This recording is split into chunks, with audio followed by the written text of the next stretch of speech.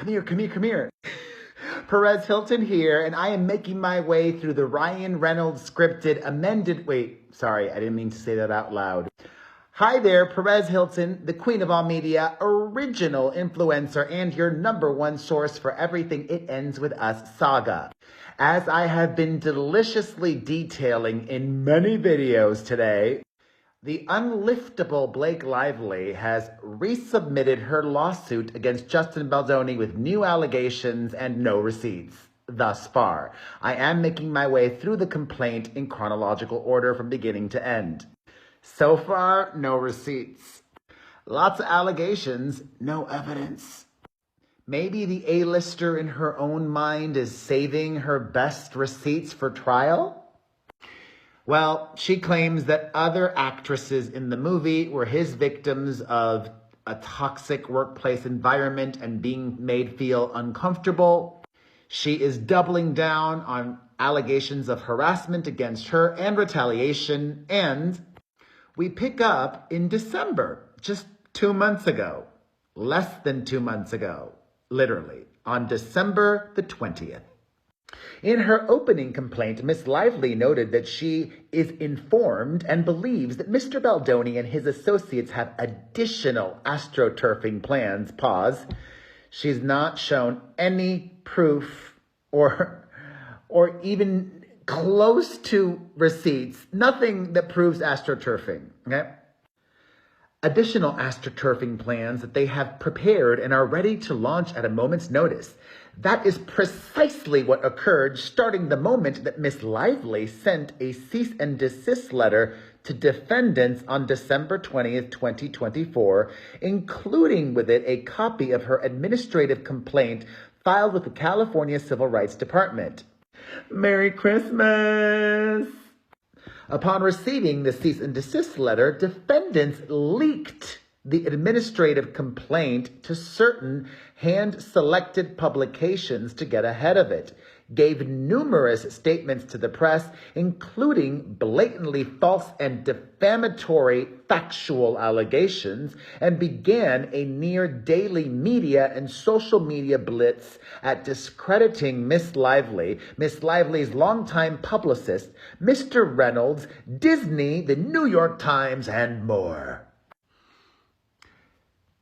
Defending yourself is now against the law? He is allowed to defend himself. On information and belief, all defendants actively participated in this enhanced retaliation campaign. God, the Nepo baby is going on and on about this retaliation campaign, way more so than the alleged abuse that Taylor Swift's former bestie suffered on the set of his film under his power. Oh, they're bringing up his lawyer, who, as I've said repeatedly, Justin Baldoni's lawyer, Brian Friedman, is also my attorney, who I've given so much money to in the past, and he's given me no exclusives, no inside information. It's okay. It's all good.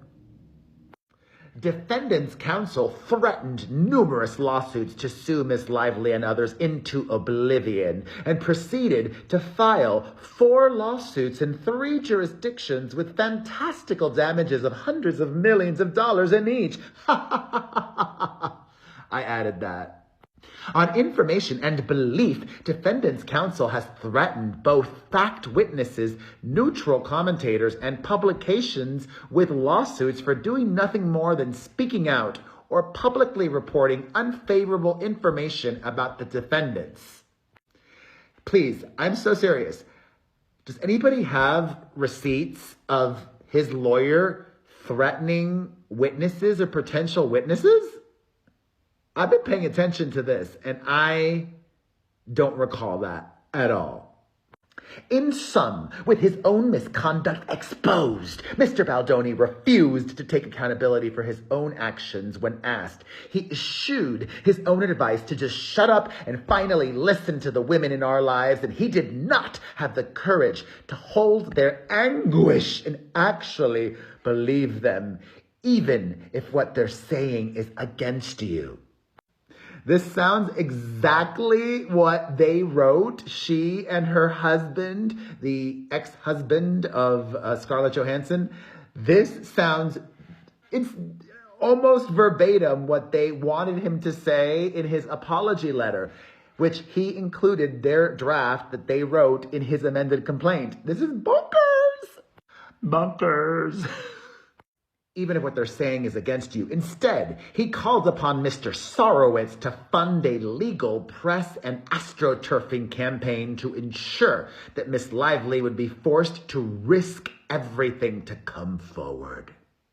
Okay, we're moving along now. That and all of the videos up until this point was just laying the groundwork. There's still a lot more to come. But we can skip through parties. We know the parties, the players, those involved.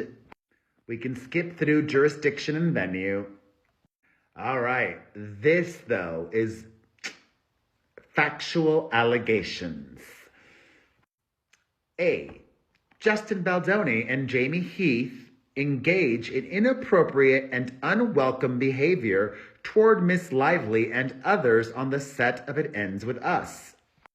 During production, Miss Lively and other cast and crew... Oh, that's interesting.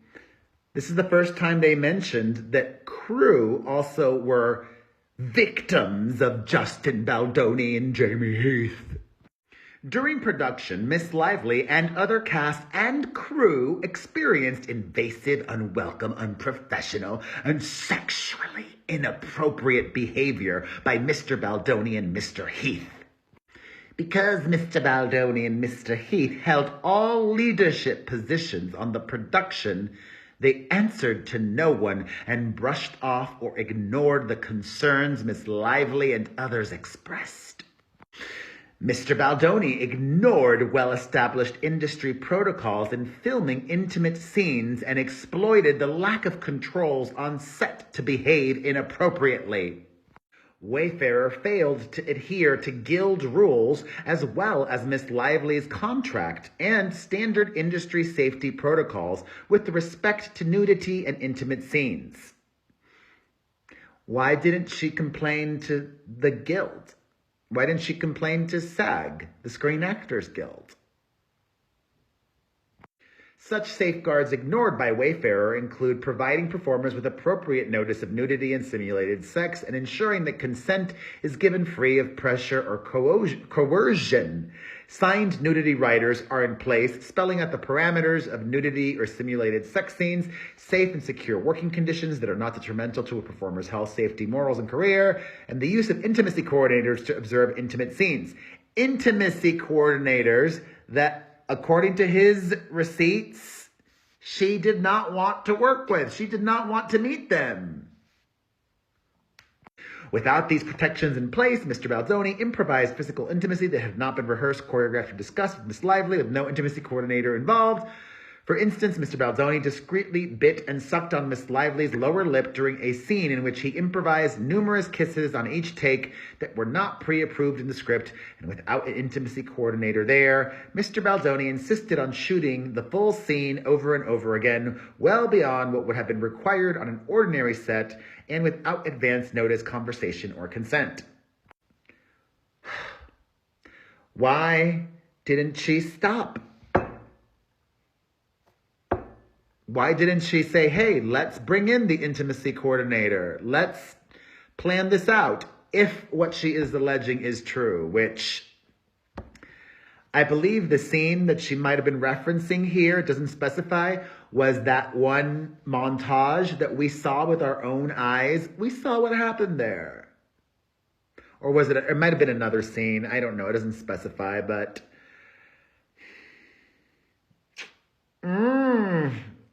I think this amended lawsuit is doing more harm than good.